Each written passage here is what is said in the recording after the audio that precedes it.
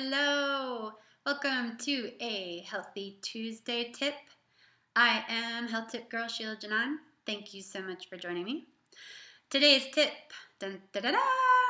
is small steps. Celebrate small steps. It takes small steps to achieve great success. When I was 29 years old, I remember thinking about turning 30 and feeling like that was the epitome of old age.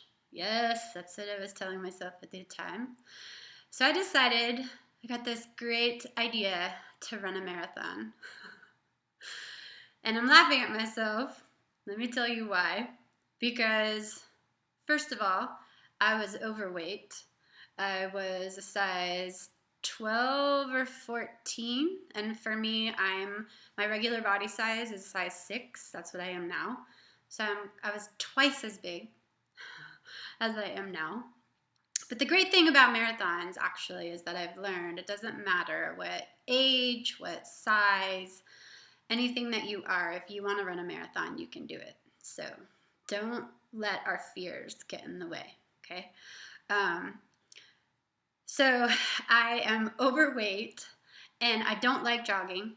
Do not like jogging at all. Don't own a pair of running shoes. And in fact, I would become asthmatic at about 3/4 of a mile, of any mile. So if that gives you an idea of where I was at, yes, I think God has a sense of humor. For some reason, I decided I was going to run a marathon. But what helped me actually were a couple of things. I found that I joined a nonprofit organization that was raising money to run a marathon. And so that felt really good to me because I could go out and get sponsors. And then for every mile that I would run, they would donate a certain amount of money. And then that would go towards the cause. And I think at the time I was running for the American Heart Association. So that helped inspire me because no longer am I running just to prove that I'm young. I'm actually running to help raise money for a really good cause. So that helped. And then another thing that really helped me was that I found a marathon that was in Hawaii.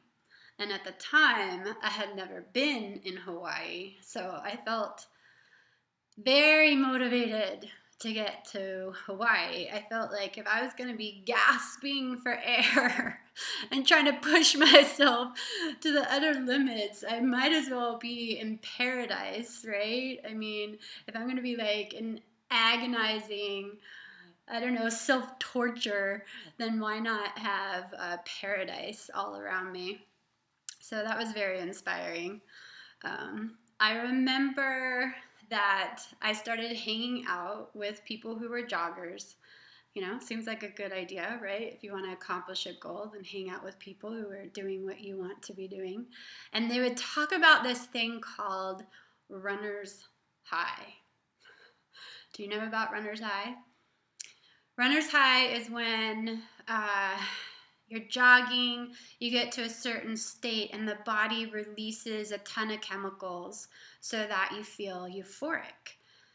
I'm like, yeah, that is what I want. If I'm jogging, I want to feel euphoric. However, the entire, I think it was 10 months of training, just searching for this runner's high. I never got runner's high.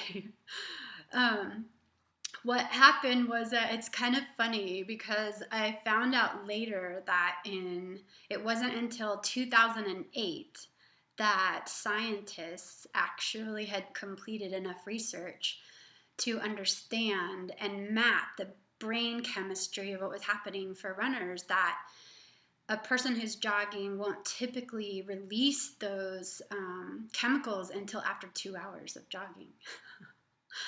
So that's why runner's high isn't too common, because unless you're jogging over 2 hours, you don't typically reach it.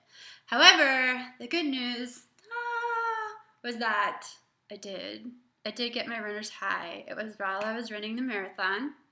I specifically remember actually. I was about at mile 13. Something caught my eye over to the left of me, and I came out of this certain state. It didn't feel like euphoria the way that I was searching for it, but what it did feel like for me was like a timelessness where I couldn't really feel my body.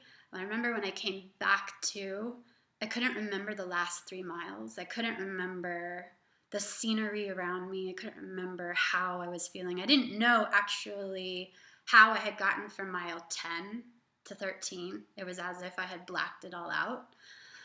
So that was my version of runner's high. And that's my story. Thank you for being here. Remember, it takes small steps. Take small steps. I had to start very small. I had to start with that first mile. I had to start with going out and buying jogging shoes, right? And then celebrate those small steps, and that will lead you to great victory. Yay! Okay, thank you so much for being here. Remember, it is not about me having the answers. It is about me reminding you of the power you already have inside of you. And I will see you next week.